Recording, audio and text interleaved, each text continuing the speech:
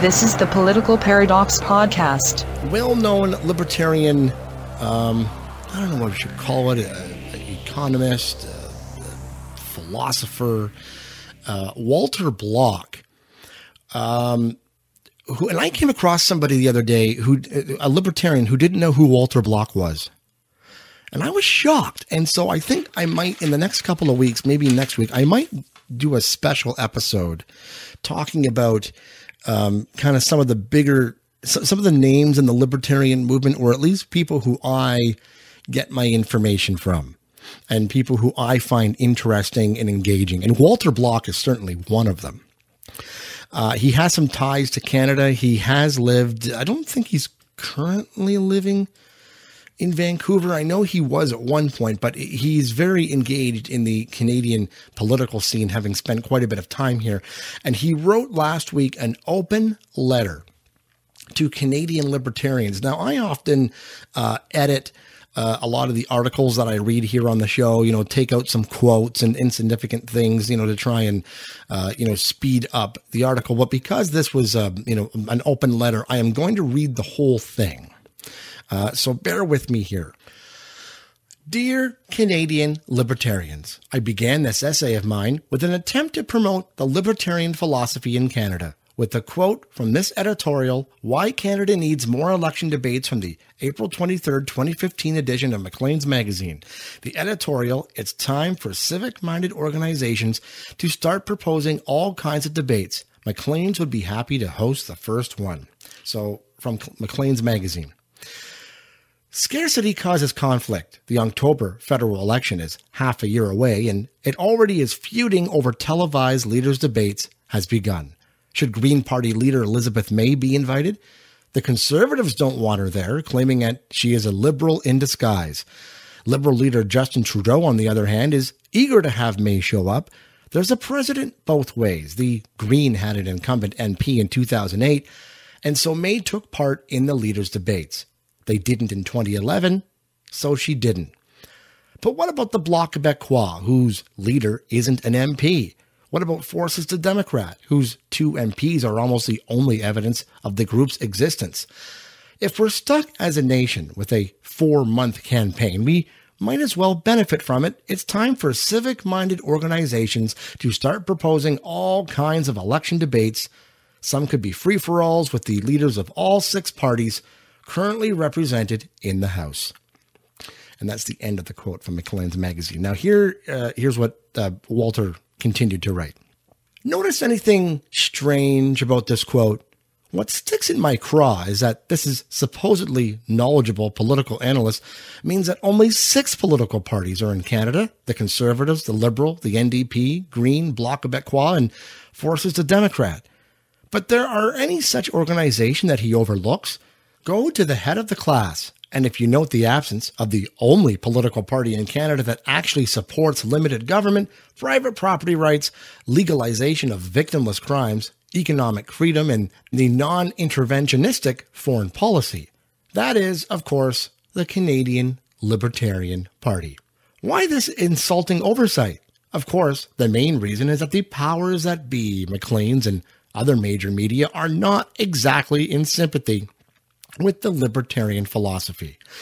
But another cause that is high-profile libertarians in Canada, and yes, there are many simply that do not run for office on the Libertarian Party ticket. So I ask you, I plead with you, please contact the Canadian Libertarian Party and offer to run for Parliament in the next election. If you're an untenured assistant professor and reasonably expect doing so will reduce your chances for academic career, of course, do not do this. Ditto for those who would lose their jobs at any of Canada's supposedly free market think tanks. This insult, and an insult it was, simply could not occur in the U.S. There, of course, the Libertarian Party is much stronger than in Canada and cannot easily be totally ignored. True, libertarianism in the U.S. has been fueled by the Ron Paul phenomena. Rand Paul, too, is keeping the flame alive. Yes, Ron Paul garnered most of his popularity by running for president on the Republican ticket. But he did so for the Libertarian Party as well in 1984. There is no such phenomena in Canada at present, unfortunately, but there wasn't always one in the U.S. either. It always has to start somewhere. If not right now, when is better? Running for office need not be an admirous task. A paper candidacy where you do absolutely nothing but lead your name for the purpose is better than leaving any writings completely uncovered. Of course, the more you do in this regard, the better for promoting liberty, and running for MP will give you a megaphone otherwise unavailable to you. Murray Rothbard, Mr. Libertarian, used to say that the average guy was mainly interested in beer, pizza, and bowling. Substitution for Canada, hockey, most of the time. But whether there's a national election, this man on the street could sometimes become interested in politics, at least for a brief moment, and that we could best acquaint him with our philosophy on those occasions. No truer words were ever uttered. Of course, politics is far from the only way to promote our beloved libertarian philosophy. There are many other roads to this end, but the political system is surely one of them. Ron Paul. He has brought more people to our camp than any other person now living, and he did it through the ballot box. I rest my case if anyone really doubts that political action too can promote liberty. Hey, the first step surely is to announce that we're here and we're not going away.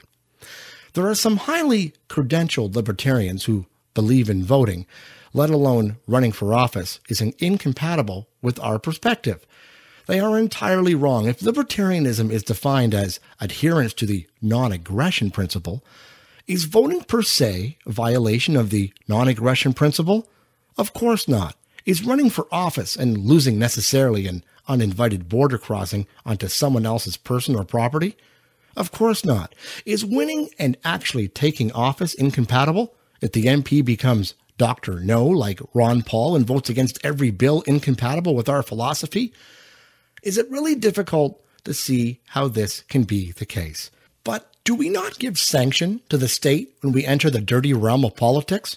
No more so than when we use a government road, a post office, carry its currency in our wallets, visit a public park or museum, go to a public school, etc. This applies to those of us who eat food, wear clothing, live in housing, etc. Since the omnipresent state is involved in all of these things, my book on Ron Paul is almost entirely devoted to making the case that politics and libertarianism, correctly understood, are not logically incompatible. So please, Canadians, if you value liberty at all, seriously consider running for office on the Libertarian Party ticket. Speaking of other roads to liberty in Canada, I and myself am involved in several libertarian gatherings, conferences, seminars, etc.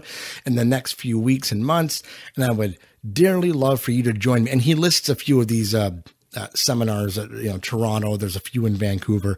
I'll link to this article at politicalparadox.ca if you want to read the whole thing again, and then read the part with the different places where Walter Block would be visiting Canada in the next couple of months. This is the Political Paradox Podcast. For more information and full episodes, visit politicalparadox.ca.